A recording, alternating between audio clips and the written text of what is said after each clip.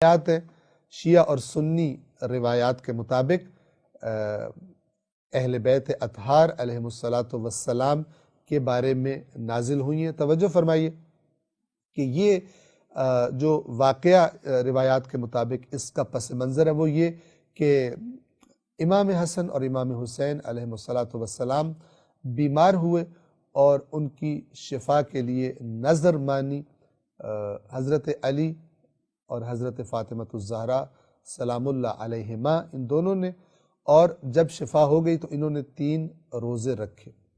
اب جب روزے رکھے تو تینوں دن جب افطار کا وقت آتا تو جو تھوڑا بہت کھانا گھر میں تھا وہ جب افطار کا وقت آتا تو کوئی نہ کوئی دروازے پر آ کر، جسے قرآن نے مسکین اور یتیم اور اسیر کے لفظوں سے بیان فرمایا ہے، یہ ان کو دے دیتے اور خود پانی سے روزہ افطار کر لیتے۔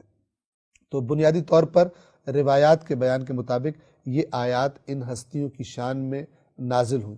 اب ان صفات کو دیکھیے، اور چونکہ اللہ نے ان کی سیرت کو رسول اللہ سب سے بڑھ کر، اور یہ رسول اللہ کے شاگرد اول ہیں، تو ان ہستیوں کی سیرت کو چونکہ ہمارے لیے ایک نمونہ اور اسوہ ہونا چاہیے، تو انسان کو چاہیے صرف یہ نہیں چاہیے کہ ان آیات کو سن کر اور کہا ماشاءاللہ سبحان اللہ، لیکن ان چیزوں پہ عمل کرنے کی کوشش نہ کی جائے اور یہ آیات کا پیغام کیا ہے کہ اہل بیت نے کیا کیا کہ خود بھوک ہوتے ہوئے، خود اس کھانے کی خواہش ہوتے ہوئے وہ کسی دوسرے ضرورت مند کو چیز دے دینا، جسے ایثار کا نام دیا جاتا ہے، اپنے اوپر اللہ کے دوسرے بندوں کو ترجیح دے دینا۔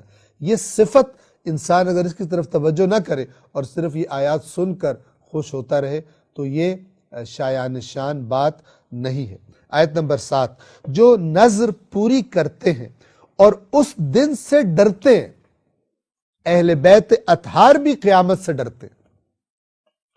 کس کی مجال کہ جو آ کر قیامت کا خوف ان کے ماننے والوں کے دلوں سے نکال دے۔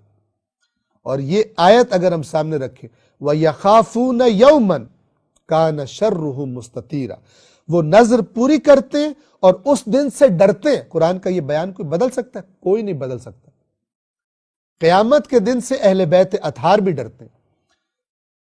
لہذا کوئی اگر آ کے حدیث سنائے جس کا نتیجہ یہ نکلے کہ تمہیں تو قیامت سے کوئی ڈر ہی نہیں ہونا چاہیے، یہ جھوٹ ہے، اس کو پتہ نہیں چلا، یا سادہ ہے یا جھوٹا ہے، مکار ہے۔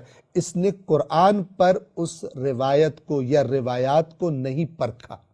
اے کاش کہ یہ بیماری نکل جائے اندر سے، تو دیکھیے کیسے پھر ایک ذمہ دار، حقیقت میں باعمل معاشرہ وجود میں آتا ہے کہ جو اپنے آپ کے اپنے ہر کام میں خداوند عالم سے ڈرتا ہے اور اس کے مطابق چلتا ہے۔ ورنہ جن کو جنت کے ٹکٹ دے دی گئے مختلف مسالک کے مولانا حضرات اپنے اب یا دین بتانے والے دے دیتے ہیں اور قرآن مجید کو صاف صاف بیان نہیں کرتے، اور اپنی تقاریر پریپیئر کرتے وقت اور نکات بناتے وقت آیات قرآن کو نہیں دیکھتے کہ کوئی چیز ٹکرار ہی تو نہیں ہے، تو پھر انہوں نے جو جیسا بیڑا غرق کیا ہوا ہے اس کا علاج نہیں ہو سکتا جب تک کہ یہ آیات سامنے نہ رکھی جائے۔ توجہ کیجیے۔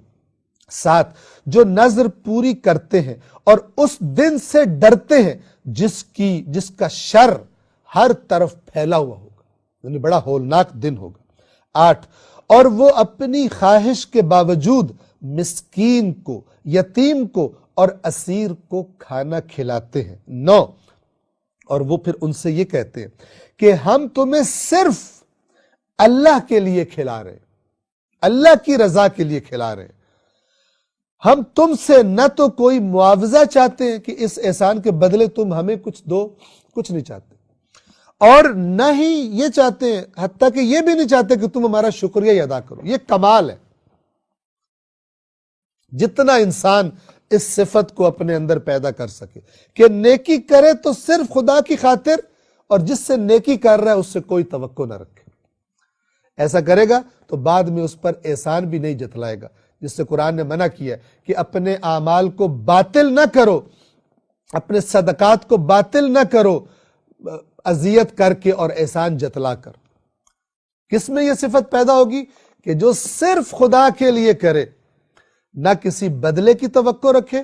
کیوں؟ اس لیے کہ بدلے کی توقع تو اللہ سے رکھے، اور نہ ہی شکریہ کی توقع رکھے، کیونکہ آگے آ جائے گا اللہ کہے گا کہ یہ اللہ کی طرف سے تمہاری شکر گزاری ہے جو تم نے دنیا میں یہ کام کیے تھے۔ توجہ فرمائیے۔ اور اپنی خواہش کے باوجود مسکین، یتیم اور اسیر کو کھانا کھلاتے ہیں۔ آیت نمبر 9 کیا کہتے ہیں ان سے؟ ہم تمہیں صرف اللہ کے لیے کھلا رہے ہیں، ہم تم سے نہ تو کوئی معاوضہ چاہتے ہیں اور نہ ہی شکر گزاری۔ آیت نمبر 10 پھر دوبارہ